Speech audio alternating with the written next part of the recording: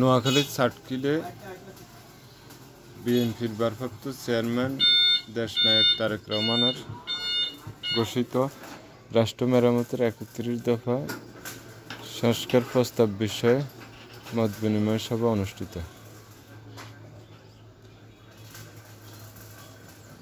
আমাদের প্রতিনিধির পাঠানো তথ্য ও ভিডিও চিত্রে দেখুন বিস্তারিত। বিএনপির ভারপ্রাপ্ত চেয়ারম্যান দেশনায়ক তারেক রহমান ঘোষিত রাষ্ট্র মেরামতের ৩১ দফা সম্পর্কে ছাত্রদল কেন্দ্রীয় কমিটির একটি প্রতিনিধি দল সাটকিল কলেজ এবং সাটকিল মহিলা কলেজের ছাত্রছাত্রীদের মাঝে এই ৩১ দফা সম্পর্কে বিস্তারিত আলোচনা করেন।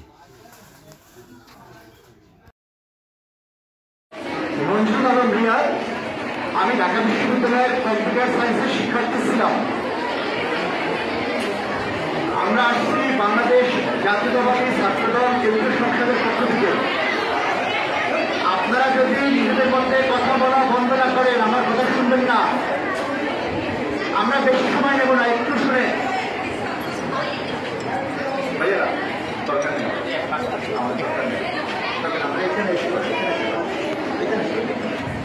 আপনারা জানেন বিগত 5ই আগস্ট আপনাদের যে ছাত্র জনতা আমরা মিলে আমরা বলি বাংলাদেশের ইতিহাসের নয় পৃথিবীর ইতিহাসের নিকৃষ্টতম স্বৈরাচার খুনি হাসিনাকে আপনারা দেশ থেকে বাধ্য করেছেন। আমার এই কথা শুনে আপনাদের অনেকের মুখে হাসিও দেখা যাচ্ছে। বিষয়টা কোনো অংশে হাসির ছিল না। জুলাই এবং আগস্ট মাসে আপনার এবং আমার মতো প্রায় ১৬০০র মতো ছাত্র জনতা খুনি হাসিনার পুলিশ কর্তৃক নিহত হয়েছে। আপনি হয়তো চাকরিতে বসে আপনার শরীরে কোনো গুলি লাগে নাই, কিন্তু ঢাকার শহরে ৬ বছরের একটা শিশু সে বাসার ব্যালকনিতে খেলতেছিল, তার গায়ে গুলিবিদ্ধ হয়ে সে মারা গেছে। ৪ বছরের একটা শিশু সে বাসার ছাদে খেলতেছিল তার মায়ের সাথে, সেখানে সে গুলিবিদ্ধ হয়ে মারা গেছে। তো বিষয়টা কোনো অংশে হাসির না। পৃথিবীর ইতিহাসে কোনো স্বৈরাচার বা কোনো ফ্যাসিস্টের পতন হাসির মাধ্যমে হয় নাই, বরঞ্চ ছাত্র এবং জনতার রক্তের মাধ্যমে এইসব বিজয় আমরা অর্জন করেছি।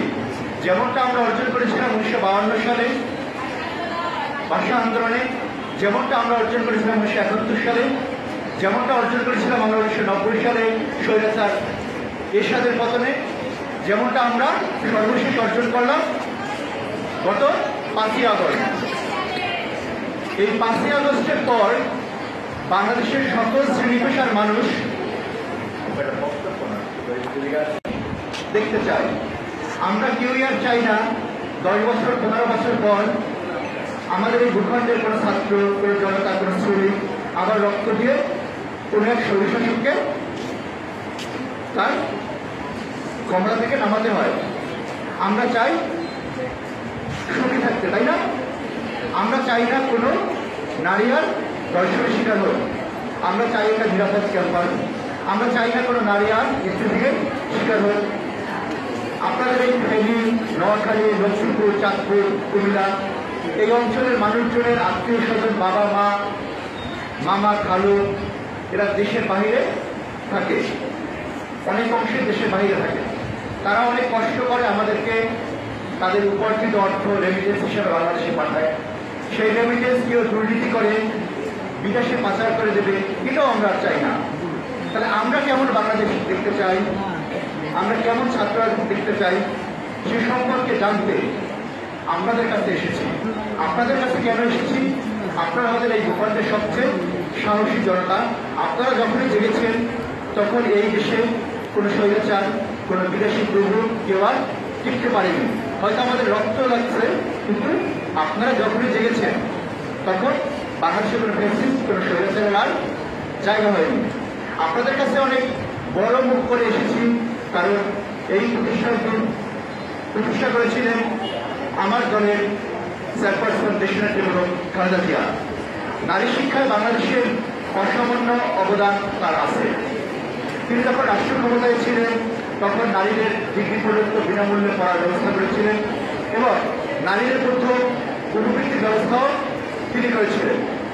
তাই সেই নারী শিক্ষার্থী হিসেবে আপনাদের কাছে এসেছে আমরা জানতে, আপনারা আগামীতে কেমন বাংলাদেশ দেখতে চান, কেমন ছাত্রছাত্রী দেখতে চান, আপনাদের যে কোনো প্রশ্ন, যে কোনো জানতে চাওয়া, যে কোনো মতামত আমরা শুনতে আসছি। আপনাদের মধ্যে যে কেউ বলতে পারেন। আর আমার এই কথার এই ব্রিফিং এর যদি কোনো জায়গায় অনেক প্রশ্ন করবে তার প্রশ্নটা আপনারা শুনবেন, কি বলতে চায়। আমাদের প্রশ্ন করেছেন কেমন বাংলাদেশ দেখতে চাই, কেমন যেহেতু একটি দেশকে সকল ধর্ম রাজনীতি করতে পারবে না, সাম্য হলে জাতি ধর্ম বর্ণ নির্বিশেষে সকলেই রাজনীতি করতে পারবে এবং স্বৈরাচারী কোনো রাজনীতি আমরা চাই না, যেখানে থাকবে না কোনো দুর্নীতি। আপনি একটু কথা বলেছেন যেখানে থাকবে না কোনো নারী নির্যাতন, দুর্নীতিমুক্ত, জঙ্গিবাদ, সন্ত্রাসমুক্ত এমন একটি দেশ চাই যেখানে থাকবে না কোনো দুর্নীতি, যেটি স্বৈরাচারী হবে না, এমন একটি দেশ চাই। দেশ দুর্নীতিমুক্ত হয়নি কেন, বাংলাদেশ সন্ত্রাসমুক্ত হয়নি? আপনারা কি জানেন বাংলাদেশের মালিক কারা?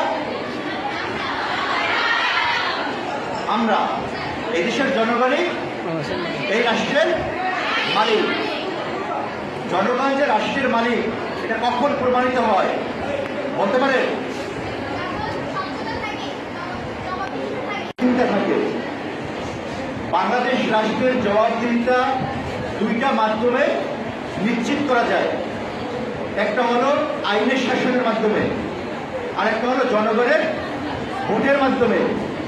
আপনারা জানেন বিগত 3টি জাতীয় নির্বাচনে বাংলাদেশে কোনো ভোট হয়নি। 2014 সালে বাংলাদেশে একটি একতরফা নির্বাচন হয়েছে।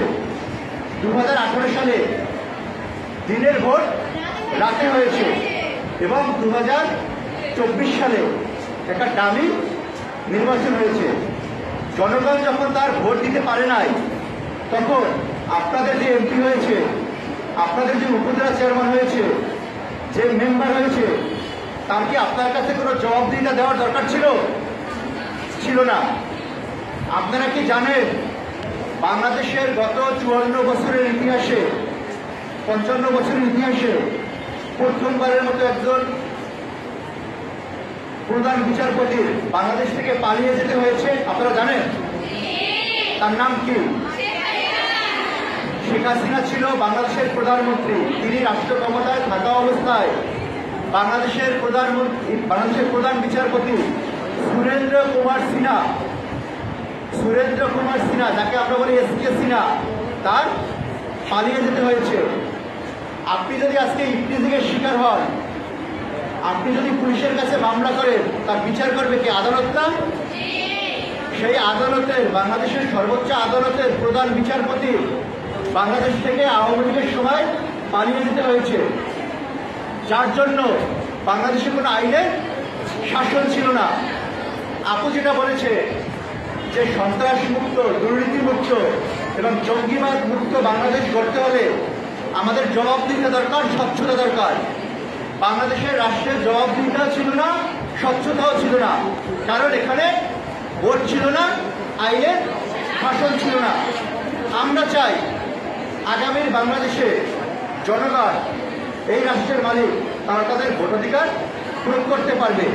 তারা তাদের ভোট দিয়ে তাদের মেম্বার, তাদের চেয়ারম্যান, তাদের পৌরসভার মেয়র, তাদের এমপি নির্বাচন করতে পারবে। যখন আপনাদের কাছে ভোট চাইতে আসতে হবে তখন জনপ্রতিনিধিদের আপনাদের কাছে জবাবদিহিতা দিতে হবে।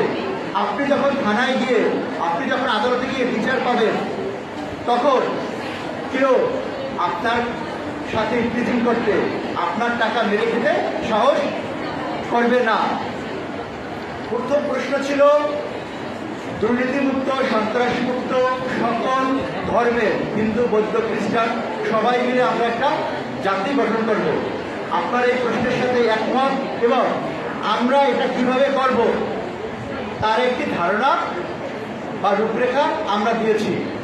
আমরা এখানে আপনি যেভাবে বলছেন যে হিন্দু, বৌদ্ধ, খ্রিস্টান, মুসলমান সবাই মিলে, আমরাও বাংলাদেশ জাতীয়তাবাদী দল বিএনপি সবার সাথে কথা বলে আপনাদের সাথে যেরকম কথা বলতে আসছি, এর আগে আমরা যেরকম ডাক্তার, যেরকম হিন্দু, যেরকম বৌদ্ধ, খ্রিস্টান, ইঞ্জিনিয়ার সবার সাথে কথা বলেছি, আমরা রাষ্ট্র সংস্কারের 31 দফা দিয়েছি।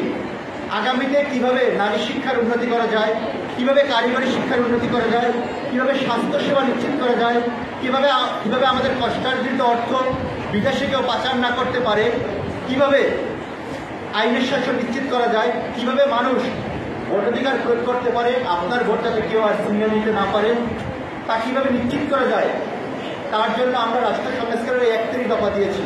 আপনাদের কাছে আমরা এটা দেব, আপনারা পরে দেখবেন। আপনাদের কাছে আসার মূল উদ্দেশ্য হলো, আপনাদের কাছে আমরা সকল শ্রেণী পেশার মানুষের কাছে যাচ্ছি। এখানে আসার আগে আপনাদের শিক্ষকদের সাথে আমরা কথা বলেছি, আপনাদের এটা পরে দেখবেন। আপনাদের যদি মনে হয় এখানে কোনো সংশোধন দরকার, কোনো বিনোদন দরকার, কোনো পরিবর্তন দরকার, কোনো পরিবর্তন দরকার, আপনারা আপনাদের মতামত দিতে পারেন। এখানে পরেও দিতে পারেন, এটার পিছনে একটা ইমেল অ্যাড্রেস আছে, সেখানেও দিতে পারেন। এই প্রশ্নের উত্তর আমি এখানে শেষ করলাম যে আমরাও দুর্নীতিমুক্ত, জঙ্গিবাদ মুক্ত, হিন্দু, বৌদ্ধ, খ্রিস্টান সবাই মিলে একটা সুখী এবং সমৃদ্ধ বাংলাদেশ চাই। এটাই আমাদের প্রতিশ্রুতি, এবং কীভাবে করব তা এখানে লেখা আছে। এবং এই কোশ্চেনের উত্তর হিসেবে সবচেয়ে ভালো বলছে যে আইনের শাসন এবং স্বচ্ছতা, জবাবদিহিতা এবং স্বচ্ছতা, এটা নিশ্চিত করতে হবে। ধন্যবাদ, এবং পরবর্তী কোশ্চেন করতে পারেন। যখন এখানে আসি, আমরা যখন রাজনীতি নিয়ে জানতে শিখি, তখন আমরা প্রথমেই একটা সংজ্ঞা শিখেছি যে ওই যে আব্রাহাম লিঙ্কনের শ্রদ্ধেয়, উনি বলেছিলেন of the people, by the people, for the people. এখন আমরা কি আমাদের সামনে আগামীতে এমন সহজে আব্রাহাম লিঙ্কন দেখতে পারবো? আমরা তো বিগত বছরগুলোতে দেখতে পাই নাই। আপনারা কি আমাদেরকে আশ্বাস দিতে পারবেন? আচ্ছা, বাই দ্য পিপল বলতে কি বোঝায় বলতে পারেন?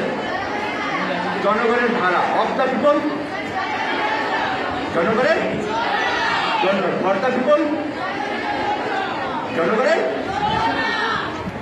শেখ হাসিনা রাষ্ট্র ক্ষমতায় ছিল, সে পদ্মা ব্রিজ করছে না? করছে কিনা?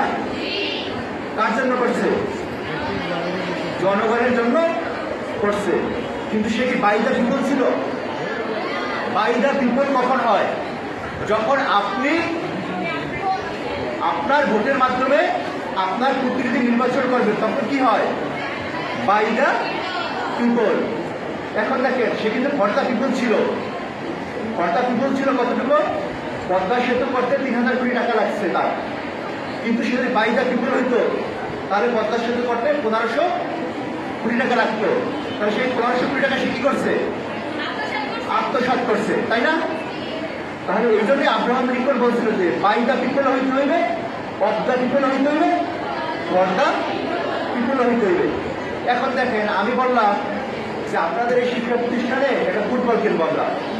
আপনাদের সবার কাছ থেকে 5 টাকা করে চাঁদা তুললাম, কারণ এখানে 300 স্টুডেন্ট আছে, শিক্ষার্থী আছে। 1500 টাকা হইল। আমি 800 টাকা দিয়ে একটা ফুটবল কিনে দিলাম, 700 টাকা আমার পকেটে নিলাম। আমার কিন্তু ফর দ্য পিপল হয়েছে, কিন্তু অফ দ্য পিপল হয় নাই। ঠিক আছে? তাহলে আমরা এটা নিশ্চিত করতে পারবো কিনা? আমাদের প্রতিশ্রুতি হলো আমরা এটা নিশ্চিত করব। কিভাবে নিশ্চিত করব? মানুষের ভোটের মাধ্যমে। এখন আপনারা বলতে পারেন যে ভোটের অধিকার কিভাবে নিশ্চিত করবেন? আমাদের এখানে 31 দফায় প্রথম কয়েকটা ধারায়, প্রথম কয়েকটা দফায় বলা আছে নির্বাচন, ভোট নেয় কারা? নির্বাচন কমিশন না? একটু শোনেন, বাংলাদেশে কি আগে নির্বাচন কমিশনার ছিল? নির্বাচন কমিশনার কিন্তু ছিল না? দুর্নীতি দমন কমিশন ছিল না? তারা কি কাজ করছে তাদের মতো? কেন করে নাই? তাদের আপনাদের কাছে আসতে হয় নাই। তারা কিভাবে নিয়োগ পেয়েছে? তাদেরকে সাহায্য করতো কারা? পুলিশ না? পুলিশের নিয়োগটা কিভাবে হতো? পুলিশের নিয়োগ হতো যারা ছাত্রলীগ করে, তারা পুলিশের চাকরিগুলো পেত কোটার ভিত্তিতে, তাই না? তাহলে নিশ্চিত করতে হবে কি যারা এই কাজগুলো করবে তাদের নিয়োগটা স্বচ্ছতা থাকতে হবে না? যারা মেধাবী, এই আন্দোলনটা শুরু হয়েছিল মেধাবীদের জন্য না, বৈষম্য বিরোধী তাহলে of the people, by the people, for the people, বা by the people, for the people, of the people, এটা নিশ্চিত করতে হলে সমাজের সকল স্তরে এই নিয়োগগুলোর স্বচ্ছতা থাকতে হবে, জবাবদিহিতা থাকতে হবে এবং জনগণের ভোটের মাধ্যমে প্রতিনিধি নির্বাচন করতে হবে।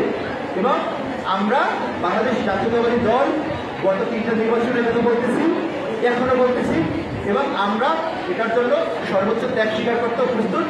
এবং আমরা বাংলাদেশে জনগণের যে মালিকানা বাংলাদেশ রাষ্ট্রের, আমরা জনগণের কাছে ভোটের মাধ্যমে ফিরিয়ে দেবো ইনশাল্লাহ। এটা আমাদের প্রতিশ্রুতি। ধন্যবাদ। আমার প্রশ্ন হলো, আওয়ামী লীগ সরকারও বিভিন্ন নির্বাচনের আগে এরকম এসে বিভিন্নভাবে প্রতিশ্রুতি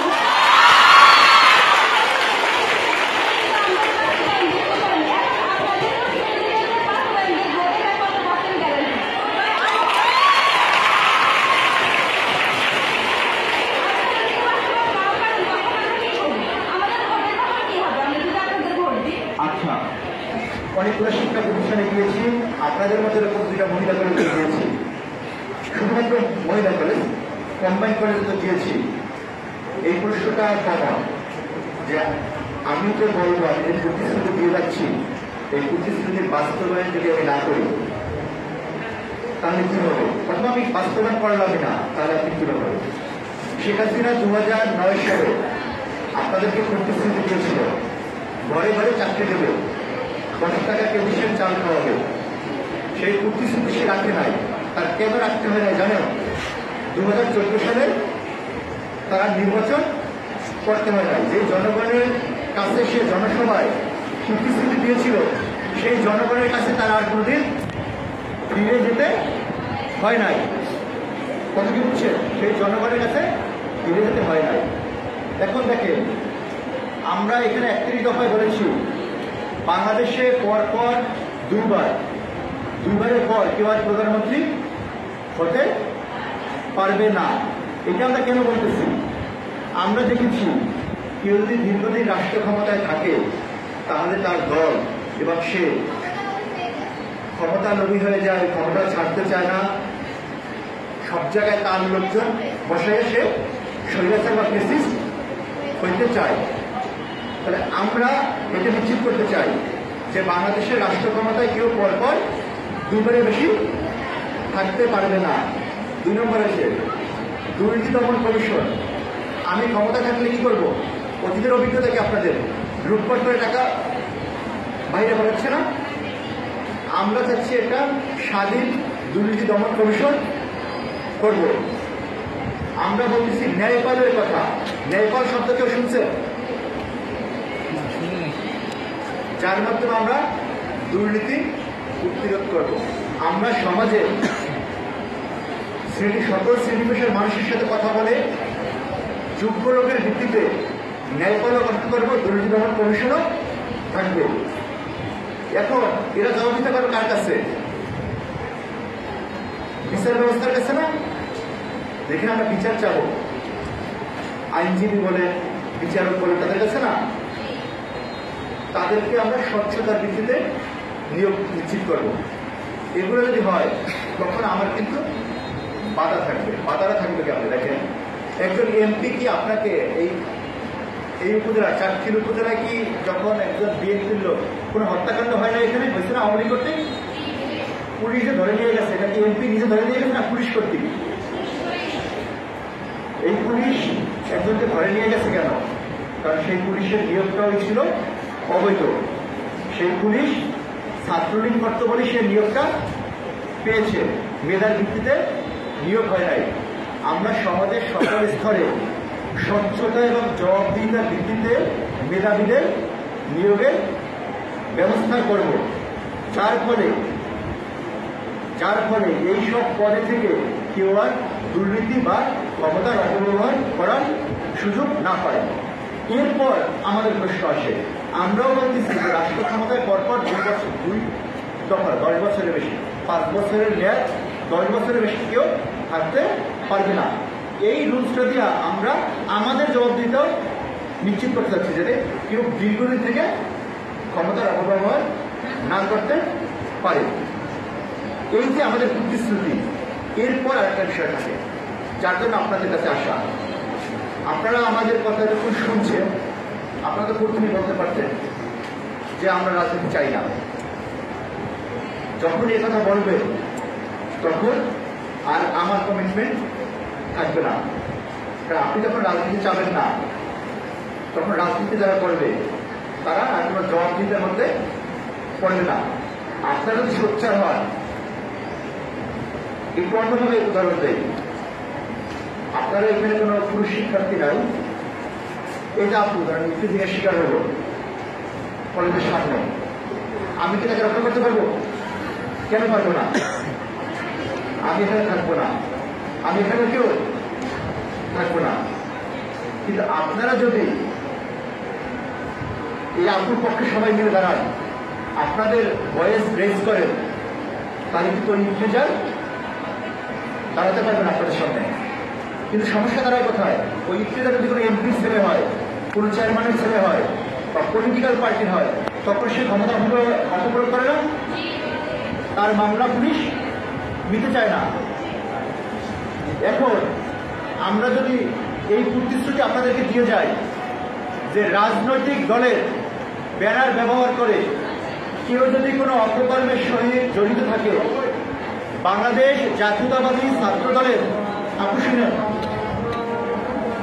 বাংলাদেশ জাতীয়তাবাদী ছাত্র দলের কেউ যদি কোনো অপকর্মের সাথে জড়িত থাকে, তাহলে তাকে সংগঠন থেকে বহিষ্কার করা হবে এবং তাকে আইনের কাছে তুলে দেওয়া হবে।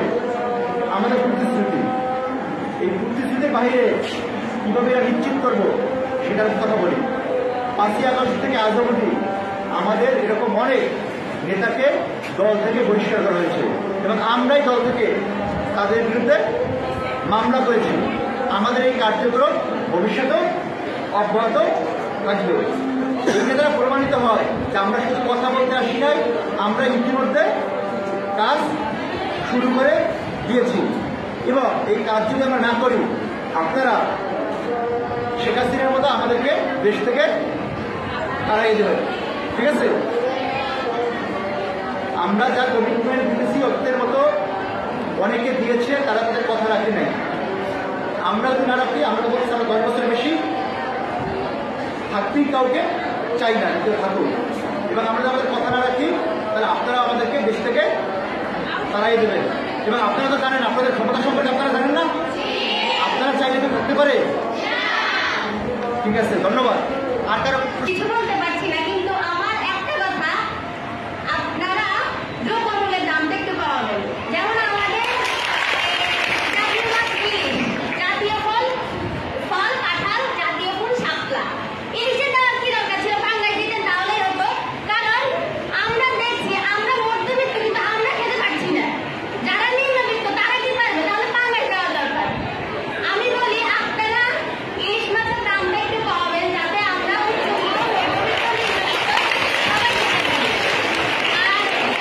আমার ভাই যারা শহীদ হয়েছে, যেমন মুগ্ধ, আবু সাঈদ এবং শাকিল পারভেজ, যিনি আমার দুঃসম্পর্কের আত্মীয়, আমরা কি তাদের সঠিক বিচার পেয়েছি? পাইনি। আমি আপনাদের কাছে অনুরোধ করব, জানি না ভবিষ্যতে আপনারা কি করবেন, কিন্তু আমার ভাইয়ের বিচারগুলো আপনারা সঠিকভাবে করবেন। আপনারা জানেন আমরা জেল যে, যদি আপনারা বিচার সঠিকভাবে না করেন, আমরা আপনাদেরকেও দাঁড়িয়ে নেব। যেমন শিক্ষক, যারা আমাদের কারিগর, যারা আমাদেরকে গড়ে তোলেন, তারা কিন্তু বেতন পাচ্ছে না ঠিকভাবে। যেমন সরকারি চাকরির বেতন যদি 30,000 হয়, মাসে তার থেকে 2,000, 3,000 মানে বিভিন্নভাবে কেটে নিয়ে যায়। যেমন আমার বাবা সরকারি চাকরি করে, যদি বলেন আমি আমার পক্ষে বলি, আমি পক্ষে বলি। আমি আমার বাবার বেতন দেখছি, কোনোদিনও 30,000 টাকা আনতে পারেনি। 29,000, 28,000, 27,000 টাকা কেটে নিয়ে যায়। তা আপনাদের কাছে অনুরোধ করবো, শিক্ষক যারা আমাদের কারিগর, তাদের দিকে একটু খেয়াল রাখবেন। কারণ আপনারা যদি তাদের দিকে খেয়াল রাখেন, তারা তো আমাদের দিকে খেয়াল রাখবে না। তো আপনাদের কাছে অনুরোধ, বিষয়গুলো মাথায় রাখবেন। আসসালামু আলাইকুম। আপনি একটু শুনেন। আমরা 31 দফায় শিক্ষকদের উন্নতি বলে, শিক্ষার্থীদের উন্নতি বলে দুটোর কথাই বলছি। কিভাবে বলছি? আচ্ছা, আপনারা কি দেখছেন গত 15 বছরে আপনাদের পাঠ্যপুস্তক কয়বার পরিবর্তন হয়েছে?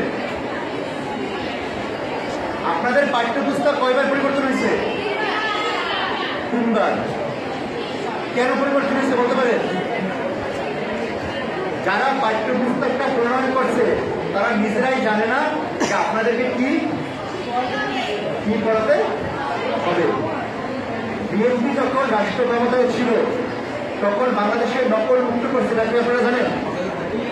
এটা কি আপনারা জানেন? হ্যাঁ, আচ্ছা, আপনারা দেখেন নাই 71 সালে বাংলাদেশে মুক্তিযুদ্ধ হয়েছিল, আপনারা দেখেছেন? বিশ্বাস করেন? কেন বিশ্বাস করেন? কিভাবে শুনছেন? হ্যাঁ, এটা লিখিত, এটা লিখছিল কেন বলেন তো? লিখছিল পরবর্তী প্রজন্ম, এই আপনারা আমরা পরবর্তীতে যাতে আমরা জানতে পারি আমাদের উত্তরসূরিরা বাংলাদেশের জন্য রক্ত দিয়ে এই বাংলাদেশকে স্বাধীন করেছিল। আমরা তাদের যে জীবন উৎসর্গ করেছিল এই দেশকে বৈষম্য দূর করার জন্য, অর্থনৈতিকভাবে সমৃদ্ধ করার জন্য, শিক্ষা সব ক্ষেত্রে এগিয়ে যাওয়ার জন্য, তাই না? আমরা তাদের সেই জীবন উৎসর্গ করাকে ধারণ করতে পারি, তার জন্য এটা লিখিত হয়েছিল না? এই যে জুলাই এবং আগস্ট মাসে যে আমরা বিপ্লব করেছি, অসীম বলেন, আবু সাইদ বলেন, মুগ্ধ বলেন, এদের ইতিহাস যদি আমরা পাঠ্যপুস্তকে সঠিকভাবে না লিখতে পারি তাহলে এই যে 24 সালে আমাদের ভাইরা জীবন দিয়েছে আমাদের পরবর্তী প্রজন্ম জানতে পারবে? পারবে না। কিন্তু শেখ হাসিনা আপনাদের এই জেনজিকে, আপনারা যেরকম খুব গর্ব করে বলেন আপনারা জেনজি, আমি আপনাদেরকে বলি আপনারা এই জাতির সবচেয়ে অবাগা জেনারেশন। আপনারা একটি ভালো শিক্ষা ব্যবস্থা পান নাই। বাংলাদেশ আওয়ামী লীগ এবং শেখ হাসিনা বারবার তাদের ইতিহাসকে, মিথ্যা ইতিহাসকে আপনাদেরকে শেখানোর জন্য বারবার বই পরিবর্তন করেছে। আপনারা যাতে যুগ উপযোগী না হতে পারে, আধুনিক বিশ্বের সাথে তাল মিলাতে না পারে এবং শেখ হাসিনার ক্ষমতাকে প্রশ্নবিদ্ধ করতে না পারে, তার জন্য তিনি বারবার আপনাদের পাঠ্যপুস্তককে পরিবর্তন করেছে। আপনারা যদি একটা কথা বলেন, সেই কথা যদি আপনার দ্বারাই যদি ভুল প্রমাণিত হয়, আপনি একটা কথা বললেন, 2 দিন পর বললেন না ওই কথাটা আমার ভুল, তাহলে এই সরকারই বই প্রণয়ন করছে, এই সরকারই পরিবর্তন করছে, তার মানে সে জানে না আপনাদেরকে কোথায় নিতে চাইছে, আপনাদেরকে কি শিক্ষা দিতে চাইছে, এটাই সরকার নিজেই জানতো না, কারণ আপনাদেরকে শিক্ষা দিতে সে চায় নাই। এজন্য আপনারা যতটা গর্ব করে বলেন, আমি বলি আপনারা হয়েছেন এই জাতির সবচেয়ে অবাগা জেনারেশন যারা শিক্ষা থেকে বঞ্চিত হয়েছে। এখন আসে শিক্ষকদের বেতন বৃদ্ধি থেকে শুরু করে শিক্ষার মান উন্নয়নের জন্য আমরা জাতীয় বাজেটের 5% শিক্ষা খাতে ব্যয় করার প্রতিশ্রুতি আমরা এখানে দিয়েছি। আমরা শিক্ষার উন্নয়ন বলতে, শিক্ষকের মান উন্নয়ন বলতে কলেজের গেট করাও বোঝাচ্ছি না। আমরা সত্যিকার অর্থে একটি আধুনিক এবং যুগ উপযোগী শিক্ষা ব্যবস্থা, মানে শিক্ষার পাঠ্যপুস্তক প্রণয়ন করে আমরা শিক্ষার্থীদের মান উন্নয়ন করব এবং তাদেরকে অর্থনৈতিকভাবে এগিয়ে নেওয়ার চেষ্টা করবো। সেটা হচ্ছে মূল বাজেটের 5% শিক্ষা খাতে বরাদ্দ দিয়ে। সবার প্রশ্ন, দ্রব্যমূল্যের ঊর্ধ্বগতি, দ্রব্যমূল্যের ঊর্ধ্বগতি এটা কে করে বলেন তো? এইটা করে সিন্ডিকেট। সিন্ডিকেট শব্দের অর্থ বোঝেন? একটা উদাহরণ দেই, আপনারা এখানে সবাই সিন্ডিকেট করলেন, আমার কথা শুনবেন না, আপনারা কিন্তু বেরোয় গেলেন, আমি কি পারবো আপনাদের কথা শুনতে? পারবো না। ব্যবসায়ীরা এরকম যারা প্রোডাক্ট, এগুলোকে সিন্ডিকেট করে, যে প্রোডাক্টটা আমরা এই দামের নিচে বিক্রি করবো না। এখন দেখেন কৃষক উৎপাদন খরচ সহ একটা পেঁয়াজ ধরেন 40 টাকায় বিক্রি করে, সেই পেঁয়াজ আমরা 100 টাকায়, কোনো সময় 270 টাকাও কিনছি। সরকার তখন কি করে? সরকার যখন ওই ব্যবসায়ীর কাছে যায় তখন সরকার কোনো কথা বলতে পারে না, কারণ সরকার ওই ব্যবসায়ীর কাছ থেকে টাকা নেয়। ঠিক আছে, সরকার ওই ব্যবসায়ীকে টাকা দিয়ে এমপি হয়। কিভাবে এমপি হয়? কারণ এমপিতে তার ভোট লাগে না, ভোট লাগে কারণ ভোট তো তার লাগে না, তাকে মনোনয়ন দেবে শেখ হাসিনা, সে এমপি হয়ে যাবে। তাহলে এই সিন্ডিকেট আর ভাঙতে পারে না, কারণ ওই সিন্ডিকেটের টাকা, এই টাকাটা সরকারও পাচ্ছে। এই টাকা সরকার কি করতেছে? বিদেশে পাচার করতেছে। তাহলে সিন্ডিকেট ভাঙার সম্ভব হচ্ছে না। তাহলে আমরা বলতেছি যে আমরা এই সিন্ডিকেট ভেঙে দেব। কিভাবে সিন্ডিকেট ভাঙবো বলেন? আপনাদের মাথায় কোনো বুদ্ধি আছে এই সিন্ডিকেট ভাঙার? কৃষক যেখান থেকে বিক্রি করে সেখান থেকে সর্বোচ্চ যে মানে খুচরা যে কিনে, সেখানে আমরা একটা ওপেন মুক্ত বাজার চালু করব। ঠিক আছে? সেখানে যে বিক্রি করবে লাস্ট যে ক্রেতা, সেখানে একটা নির্দিষ্ট পার্সেন্টেজের উপরে ব্যবসা করা যাবে না। আপনি একটা জিনিস 40 টাকায় কিনলে সর্বোচ্চ 50 টাকা বিক্রি করতে পারেন, এরপরে করতে পারবেন না। আচ্ছা, এটা তো দ্রব্যমূল্যে। আর একটা প্রশ্ন হচ্ছে পাঙ্গাস আর ইলিশ মাছ, ঠিক আছে, জাতীয় মাছ। এখন দেখেন, পাঙ্গাসকে যদি জাতীয় মাছ করা হয়, কেউ হয়তো বিরুদ্ধে করবে, কেউ পক্ষে বলবে যে না করবে। আপনার মধ্যে কেউ পক্ষে বলবে, কেউ বিপক্ষে বলবে। এতে কি জাতির খুব বেশি উন্নতি হবে? কিছুদিন আগে 5ই আগস্টের পর একটা দল বাংলাদেশের গোপন সংগঠন করে, তারা চাইছে বাংলাদেশের জাতীয় সঙ্গীত পরিবর্তন করবে। বাংলাদেশের জাতীয় সঙ্গীত পরিবর্তন করলে কি দেশ থেকে জঙ্গিবাদ চলে যাবে? চলে যাবে? যখন বাংলাদেশের একটা এমপি শপথ করে বা বিভিন্ন প্রোগ্রামে জাতীয় সঙ্গীত বাজায় না, প্রথম কোরআন তেলাওয়াত করে প্রোগ্রাম শুরু হয় না? কোরআন তেলাওয়াত করার পর মিথ্যা কথা বলে না? বলে কিনা? মসজিদ থেকে নেমে মিথ্যা কথা বলে না? তাহলে ঠিক করা যাবে কিভাবে? জাতীয় সঙ্গীতের মাধ্যমে বা ইলিশ মাছ বা পাঙ্গাস মাছ হইলে হবে? দ্রব্যমূল্যকে কমাতে হবে। বরঞ্চ সমাধান ইলিশ মাছের দামটাকে সহনীয় পর্যায়ে নিয়ে আসতে হবে। জি বলেন, কি বলেন? রপ্তানি করে যাবে তো? রপ্তানি আর পাচার কিন্তু ভিন্ন জিনিস, তাই না? আপনারা দেখেছেন বিগত সরকার ভারতকে এইখানে যদি অন্য কোনো ধর্মের লোক থাকে, তারা অন্যভাবে নেবেন না। ধর্মীয় উৎসবগুলোকে পার্শ্ববর্তী দেশে ইলিশ উপহার দেওয়া হতো, আমাদের আপত্তি নাই। তারা আমাদেরকে কি দিত? ফেরানির লাশ, তাই না? সর্বশেষ আপনাদের ফেনী নৌকারিতে কি দিয়েছে? বন্যা দিয়েছে। আমাদের কথা হয়েছে আপনারা যদি আমাদের বন্ধু হন, আমরাও বন্ধু হব, তাই না? আচ্ছা, শেষ করি আপনার প্রশ্নের উত্তর। ইলিশ পাঙ্গাসকে জাতীয় মাছ করার সমাধান না। আমাদের ভালো হইতে হবে, আমাদের অধিকার জানতে হবে, আমাদের সচেতন হইতে হবে। আমি কথা বলে গেলাম, আমি যদি এর বিচ্যুতি ঘটাই, এই কথা যদি না রাখি, কিছুদিন যদি না রাখি, তাহলে আপনাদের সোচ্চার হইতে হবে। আপনারা যদি মনে করেন জুলাই আগস্টের বিপ্লব শেষ, হাসিনা শেষ, এখন আবার আমরা নর্মাল থাকি, না। আপনাদের শুনতে হবে, জানতে হবে, বুঝতে হবে কে কি করে, কে কি বুঝে। এবং যদি দেখেন যে না, ন্যায়ের পক্ষে নাই, অন্যায় করতেছে, আপনাদের কি করতে হবে? সোচ্চার হইতে হবে। ধন্যবাদ আপনাকে। এখানে দুজনে প্রশ্ন করতে চাইছে। আমি বলি যে আমার নাম একজন মুক্তিযোদ্ধা, আমি তার নাকি, তার থেকে শোনা এবং আমার দেখা আওয়ামী লীগ সরকার যখন, বিএনপি সরকার যখন সরকার ব্যবস্থা ছিল, তখন আওয়ামী লীগ কাউকে আমরা দেখিনি। আর যখন আওয়ামী লীগ কাউকে সরকার ছিল, তখন আমরা বিএনপি কাউকে দেখিনি। তো আপনাদের কাছে আমার প্রশ্ন যে আমরা কি এমন একটা সরকার পাবো যেখানে আওয়ামী লীগ, বিএনপি সবাই নিজের অবস্থান থেকে সঠিক মতামত দিতে পারবে? এবং আমরা সভাপতি একজন বলেছে স্বল্পদামের কথা, একজন বলেছে স্বৈরাচার মুক্তের কথা। আপনারা কথায় আমাদেরকে না বুঝে আপনারা কাজে পরিণত করেন। আমরা আপনাদের কাজ দেখে আমরা বলতে পারবো যে আসলে কে আমরা একটা সঠিক, স্বাভাবিক, সুস্থ সরকার পেয়েছি কিনা।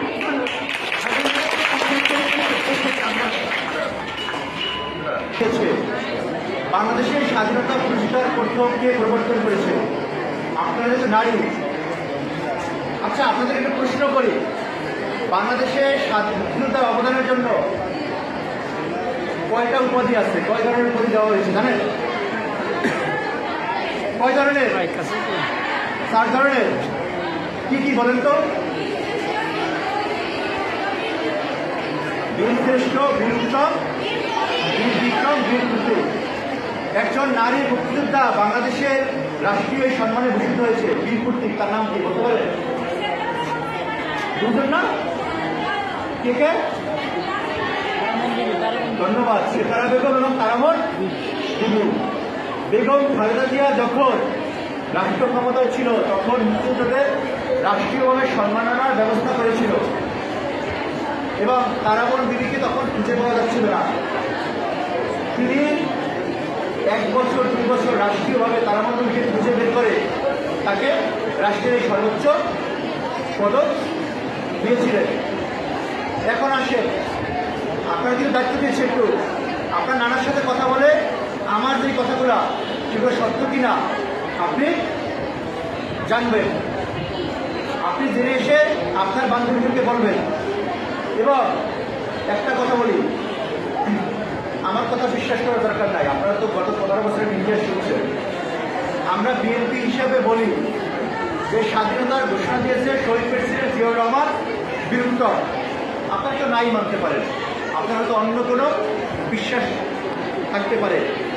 আপনারা আপনাদের এলাকার মুরব্বীদেরকে দিয়ে জিজ্ঞেস করবেন যে তারা কার মুখে স্বাধীনতার কথা শুনছে, ঘোষণা, এবং একই সাথে সাথে সেই মুরব্বীদেরকে জিজ্ঞেস করবেন সেই ঘোষণাটা কোথায়।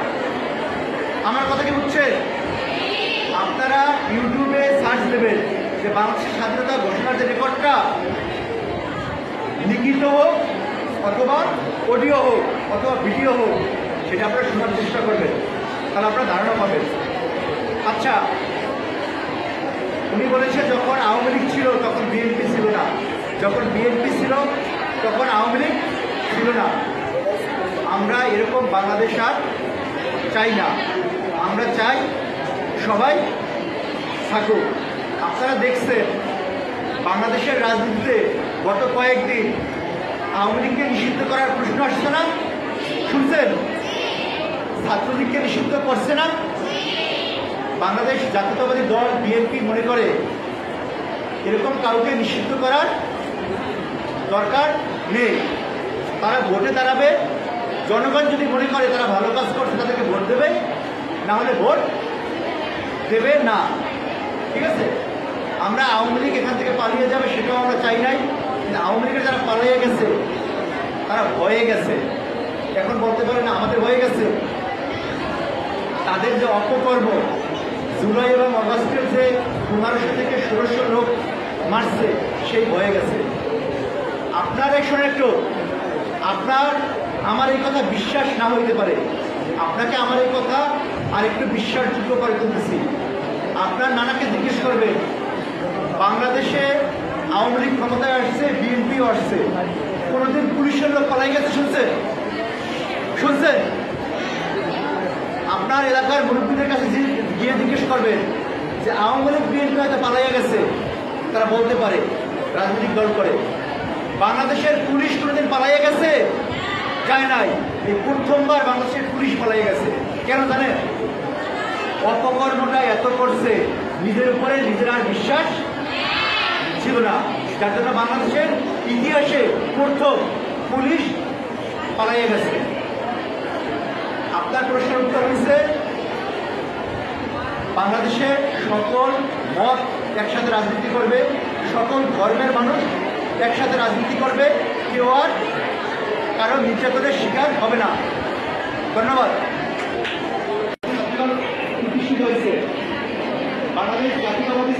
বাংলাদেশ জাতীয়তাবাদী ছাত্রদলের 145 জন ছাত্র নিহত হয়েছে। আপনারা ইতিহাসটুকু পড়বেন এবং আগামীতে আপনাদের জন্য আমরা কি করতে চাই, আমরা আপনাদেরকে একটি নিরাপদ ক্যাম্পাস উপহার দিতে চাই, সেখানে কোনো হেলমেট বাহিনী থাকবে না। আপনারা কোনোদিন আর ইতিহাসের শিকার হবেন না। আপনারা এই আমি প্রধানমন্ত্রীর উদ্দেশ্য শুনব, আপনারা আর কোনোদিন ইতিহাসের শিকার হবেন না। আপনারা যে ভালো কাজ করবেন তার সাথে আমরা আপনাদের অংশ নিতে চাই। সেই প্রতিশ্রুতি নিয়ে আমরা এই বইটা আপনাদের সামনে দিয়ে যাচ্ছি, আপনারা পড়বেন। বইটা দিয়ে আপনারা প্রশ্ন করেন। জানেন না, কেন জানেন না? কারণ আয়নাঘরে নিয়ে মানুষের টর্চার করা হইতো। আয়নাঘর থেকে ফেরত এসে মানুষ বলছে না সে আয়নাঘরে ছিল। আপনারা গত 17 বছরে আওয়ামী লীগ ক্ষমতায় ছিল, কোন একজন লোকের ভিডিও অডিও আছে যে সে হাওয়া ভবন থেকে ফিরে এসেছে? আপনারা কেউ দেখছেন ফেসবুকে বা ইউটিউবে যে সে হাওয়া ভবন থেকে ফিরে আসছে?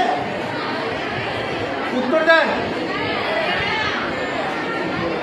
কিন্তু আপনারা কি ইউটিউবে বা ফেসবুকে দেখছেন যে মানুষ আয়নাঘর থেকে ফিরে আসছে?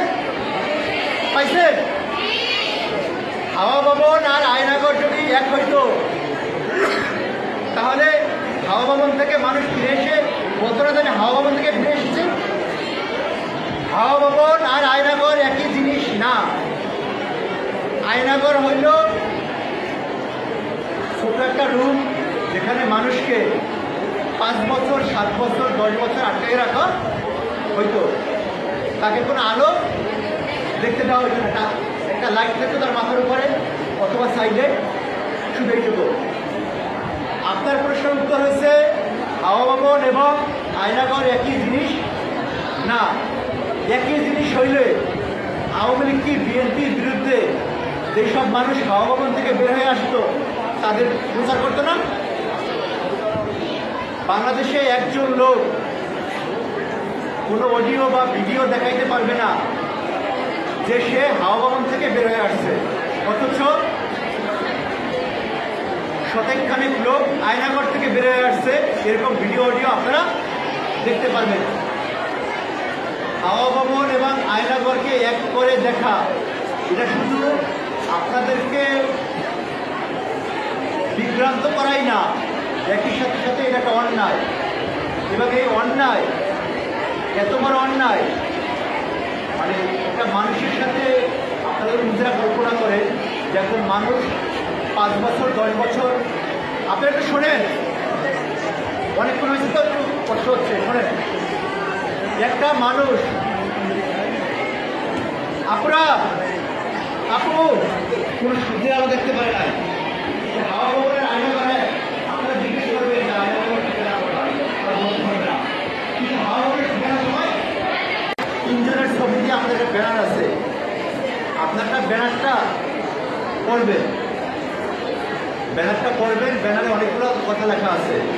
আপনারা সেই কথার যদি কোনোটা ভুল পান বা মিথ্যা পান তাহলে ব্যানারটা আপনারাই সবাই মিলে নামাই ফেলাই। এখানে খালেদা জিয়ার ছবি আছে। এই কলেজে আপু যখন বেগম খালেদা জিয়া বাংলাদেশের প্রধানমন্ত্রী ছিলেন, আপনাদের এই শিক্ষা প্রতিষ্ঠানটাও তিনি করেছেন। কথাকে অন্যদিকে নেবেন না। আপনি আজকে রাস্তায় ইফটিজিংয়ের শিকার হলেন, আপনাকে কি শোনেন, আপনাকে কি আমরা দোষারোপ করতে পারবো? আপনি কেন আপনাকে ইফটিজিং থেকে রক্ষা করতে পারেন নাই? পারবো কি? আমার কি ঠিক হবে? আপনি আজকে রাস্তায় ইফটিজিংয়ের শিকার হলেন, আপনাকে যদি আমি দোষ দেই, আপনি কেন ইফটিজিংয়ের শিকার হলেন? আপনি কেন নিজেকে রক্ষা করতে পারলেন না? এই দোষারোপ একজন ভিকটিমকে দেওয়া যায় না। বিএনপি কেন রাষ্ট্র ক্ষমতায় থাকতে পারলো না, এই দোষ আপনি কেন বিএনপিকে দেবেন? বিএনপি বাংলাদেশের নির্বাচনে অংশগ্রহণ করতে চেয়েছে, একটা ফ্রি এবং ফেয়ার ইলেকশন, এটা সাংবিধানিক অধিকার। আপনি নির্বাচন দেবেন, সেখানে জনগণ আপনাকে ভোট দেবে কিনা সেটা জনগণের সিদ্ধান্ত। আপনার কোশ্চেনটা দেখেন যে বিএনপি কেন রাষ্ট্র ক্ষমতায় থাকতে পারলো না। বিএনপি রাষ্ট্র ক্ষমতায় থাকতে পারলো না, বিএনপি যদি ভুল করে জনগণ তাকে ভোট দেবে না। কিন্তু বিএনপি যাতে নির্বাচনে না আসতে পারে তার জন্য আপনি ভোট দেবেন না, সেটা কি পারেন? সেটা পারেন না। দিনের ভোট কি রাতে করতে পারেন? পারেন না। তাহলে ভুল হয়েছে, বাংলাদেশের নির্বাচন নয়। বিএনপি রাষ্ট্র ক্ষমতায় থাকতে পারবে কি পারবে না সেটা নির্ধারণ করলো কে? জনগণ। কিন্তু না, এটা আপনি ব্লেম নিতে পারেন না, ঠিক আছে? আচ্ছা এখন শুনে বিএনপির বিরুদ্ধে অভিযোগ কি? আপনি বলছেন 2 কোটি টাকার টাকাটার পরিমাণ জানেন? 2 কোটি টাকার দুর্নীতি।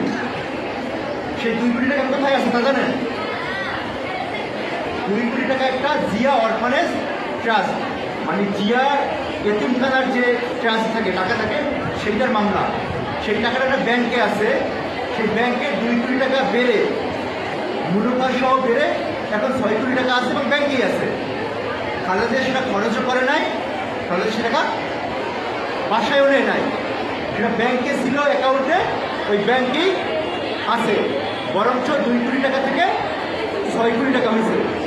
আপনার কি কোনো সময় নিজের কাছে প্রশ্ন হয় যে শেখ হাসিনা খালেদা জিয়ার বিরুদ্ধে অন্য কোনো দুর্নীতি মামলা যদি পাইতো তাহলে তাকে সেই মামলা দিত? আপনার কাছে মনে হয়? এই মামলাগুলো কখন হয়েছে আপনি জানেন? যখন 1/11-এর পর ফখরুদ্দিন এবং মনিরুদ্দিন রাষ্ট্র ক্ষমতায় ছিল, তখন শেখ হাসিনার বিরুদ্ধে এরকম 17টা মামলা হয়েছে।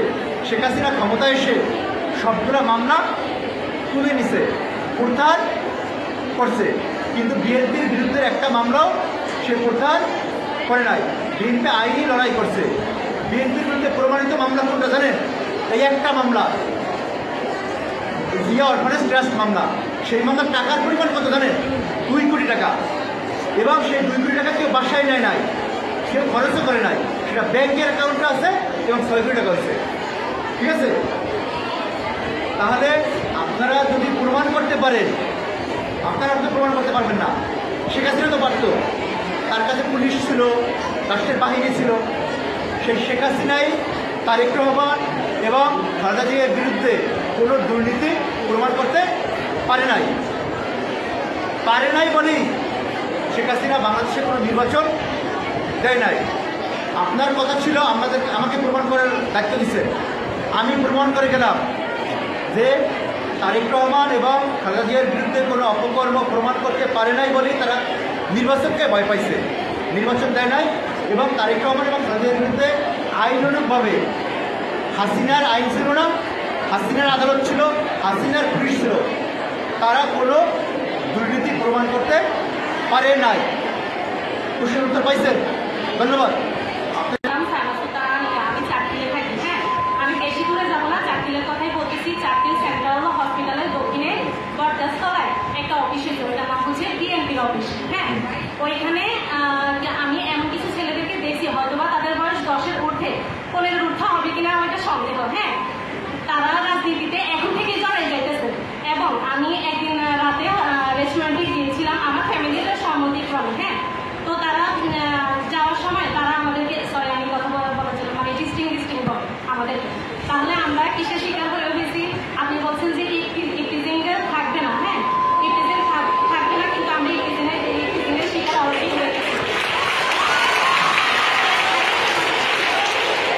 আরো একটা কথা, আমরা জানি যে আমরা হচ্ছে ভবিষ্যৎ প্রজাতির জনতা। হ্যাঁ, কিন্তু তারা এখন কিন্তু করতেছে না, তারা অলরেডি মানে এখন তাদের পড়ার সময়, কিন্তু তারা রাজনীতিতে জড়াই গেছে। তাহলে এখানে মানে তাদের এখন আমরা কিভাবে আপনাদের থেকে আশা রাখতে পারি যে একটি সুশিক্ষিত সমাজ পাবে এবং আমরা ইফটিজিংয়ের শিকার হবো না আপনারা ক্ষমতায় আসার পর থেকে? মানে আমার কথা হচ্ছে আমি এখনই ইফটিজিংয়ের শিকার হয়েছি, কিন্তু ভবিষ্যতে যে ইফটিজিংয়ের শিকার হবো না ওদেরকে জানি না। জবাবদিহিতা, স্বচ্ছতা, এগুলোর মাধ্যমে তো আমরা এখানে আসার পরে আপনাদের একটা ঘটনা ঘটে গেছে। আমি জানি না ওই পাশে আমার শিক্ষার্থী বোনেরা খেয়াল করছে না, তবে আমি এই পাশে শিক্ষার্থীরা খেয়াল করছি যে আমাদেরকে একটা কাগজ দিয়ে বলা হয়েছে যে এখানে আমাদের কলেজের নাম লিখতে কিছু শিক্ষার্থীর নাম লিখতে। আমরা জিজ্ঞেস করছিলাম যে কেন? আমাদেরকে কিন্তু স্পষ্ট ভাষায় বলা হয় নাই যে কেন আমরা নাম লিখবো করেছে এগুলো তো আমাদের প্রশ্নের উত্তর না। এখানে তো স্বচ্ছতা হয় না, এখানে তো জবাবদিহিতা আসে নাই। ধানের শীষ দুইটাই সাপের বিষ। আচ্ছা, কেন হয়েছে ধানের শীষ কথাটা কেন আছে? আর দ্বিতীয় কথা হচ্ছে যে আপনারা দলে আসার আগে যে এতবার বলতেছেন যে আমরা এটা করবো, মানে আপনারা অনেক কথাই বলতেছিলেন যে আমরা মানে এখান থেকে আপনারা যদি দল পেয়ে যান তারপরে হচ্ছে আপনারা কথাগুলো রাখবেন, তার বিহার আপনি এখানে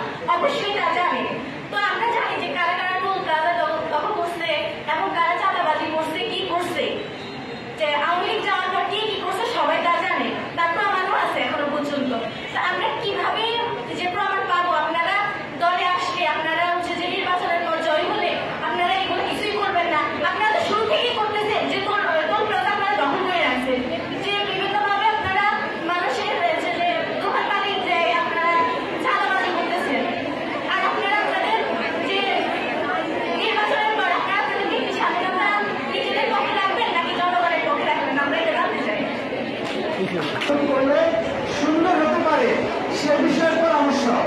আর তোমরা করতেছো রাজনৈতিক প্রশ্ন।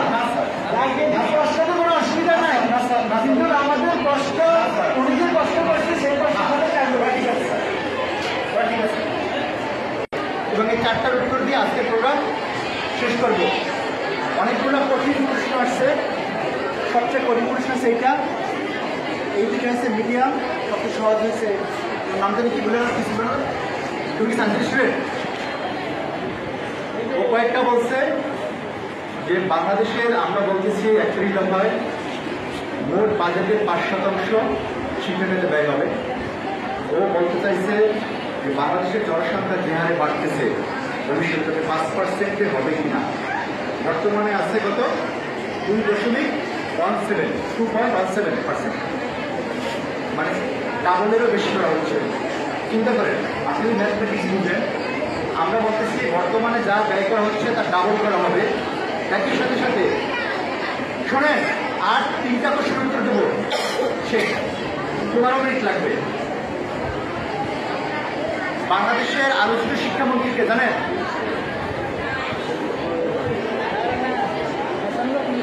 দীপুমণি না? আপনারা পাইতেন না, সেখান থেকেও 1%-এর মতো মন্ত্রী আপনারা পেয়ে ফেলত। আমরা ওইটার নিশ্চয়তা দেব যে কেউ আর বাজেটটাকে নিজের পকেটে দিতে পারবে না। একই সাথে সাথে এখন যে বাজেট আছে, তাহলে বাজেটটা ডাবল করা হবে, ডাবলেরও বেশি। সেক্ষেত্রে মনে হয় সামনের জনসংখ্যা বাড়বে, তার সাথে সামঞ্জস্য থাকবে। ঠিক আছে? স্বচ্ছতার জবাবদিহিতা নিশ্চিত করতে হইবে সমাজের প্রত্যেকটা জায়গা থেকে। আমি এটা উত্তর দিচ্ছি। আচ্ছা, আপনারা করে দেবো সবচেয়ে কঠিন প্রশ্ন। আপনারা 2-3 একই কোশ্চেন, সবচেয়ে ভালো কোশ্চেন ছিল এইটা যে আমি যে এখানে বড় বড় কথা বলতেছি, আমার এই কথার গ্যারান্টি এবং ওয়ারেন্টি কি? আপনারা এই শিক্ষা প্রতিষ্ঠানের একজন নারী আর রাজনীতি করবেন না। বাংলাদেশে সংরক্ষিত নারী এমপির সংখ্যা 50, বাংলাদেশে একজন উপজেলা নারী ভাইস চেয়ারম্যান হয়, বাংলাদেশে একজন মহিলা মেম্বার হয়। কোনো পদ খালি আছে? বিগত কয়েক বছরে কোনো পদ খালি ছিল যে মহিলা পাওয়া যায় নাই, নারী পাওয়া যায় নাই? ছিল। বাংলাদেশের রাষ্ট্র এখন প্রধান উপদেষ্টা চালাচ্ছে, বাংলাদেশের রাষ্ট্র কি খালি আছে? নাই। আছে কি? আপনারা কোথায় ডক্টর ইউনূস সম্পর্কে গ্যারান্টি বা ওয়ারেন্টি পেয়েছেন তিনি ভালো কাজ করবেন? কেউ দিয়েছে? বাংলাদেশের জনগণ 5ই আগস্টের পর মনে করেছে এই রাষ্ট্রের সংস্কার দরকার, এই রাষ্ট্রে একজন মানুষকে বসানো দরকার, যে রাষ্ট্রকে এই সংস্কারগুলো করে এগিয়ে নিতে পারবে। দেখেন, একটু বলতে চাচ্ছেন, একটু বলেন।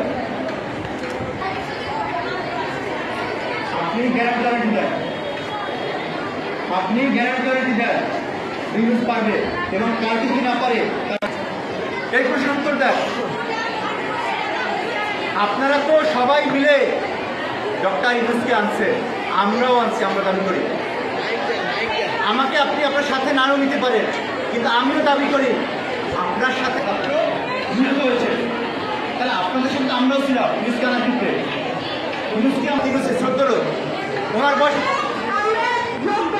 হয়েছে যে তিনি বাংলাদেশে এগিয়ে নিয়ে যাবে। আমাদের যে ছাত্র জনতার যে স্পিরিট, সেটাকে সে ধারণ করবে।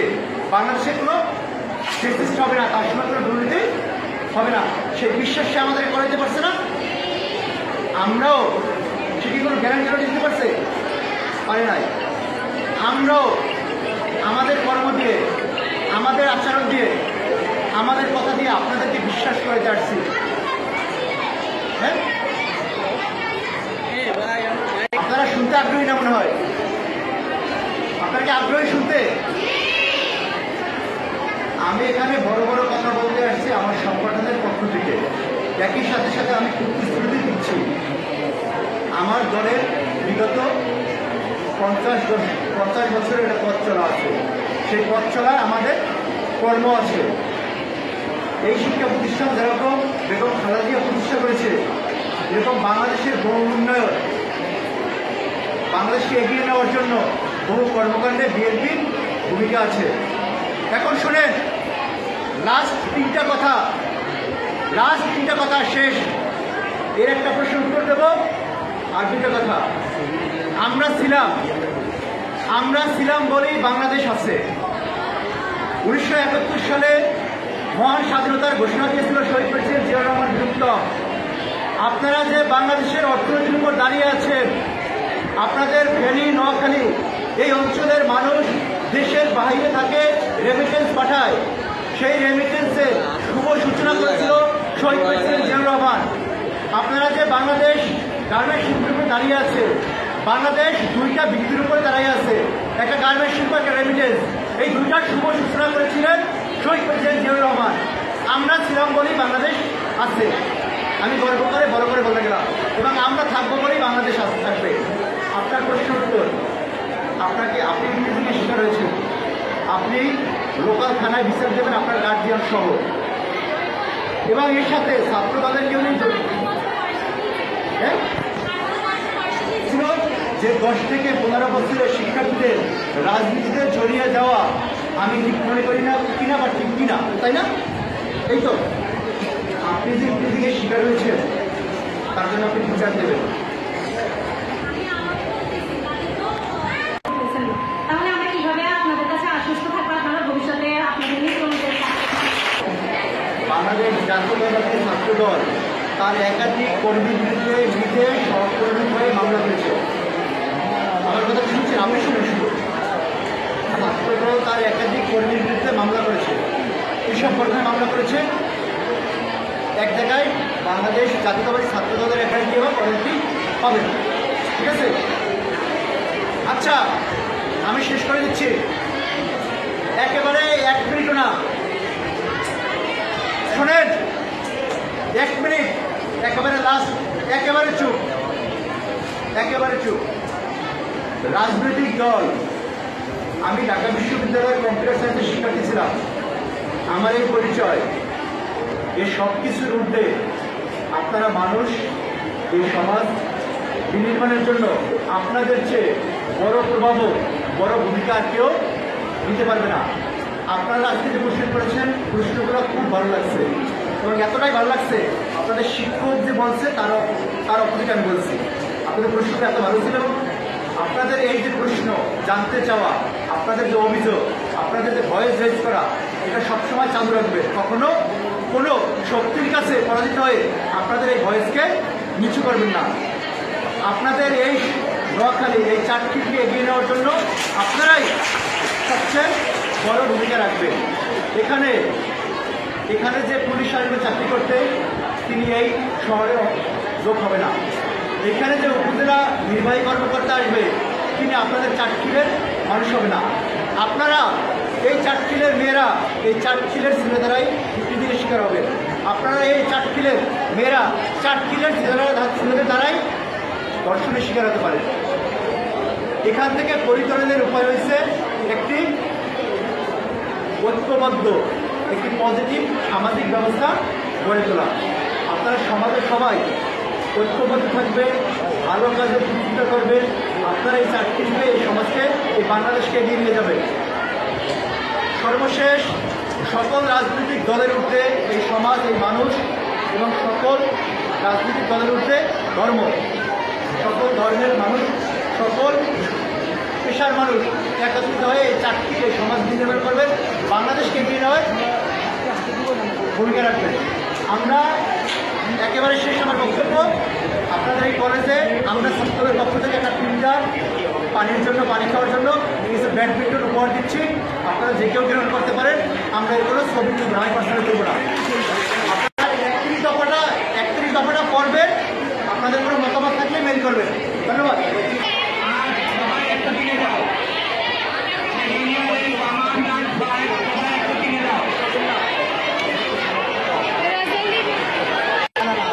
আমাদের টাকা দিয়ে করছি।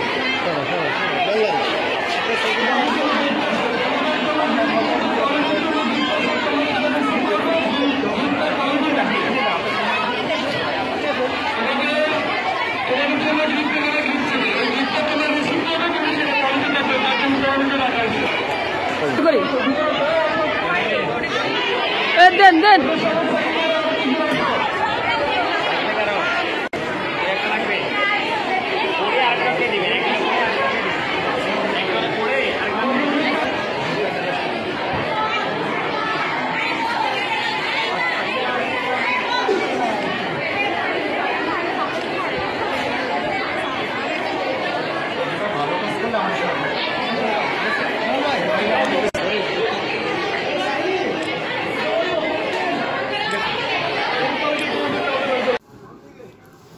নোয়াখালীর সাটকিলে বিএনপির ভারপ্রাপ্ত চেয়ারম্যান দেশনায়ক তারেক রহমানের ঘোষিত রাষ্ট্র মেরামতের ৩১ দফা সংস্কার প্রস্তাব বিষয়ে মতবিনিময় সভা অনুষ্ঠিত।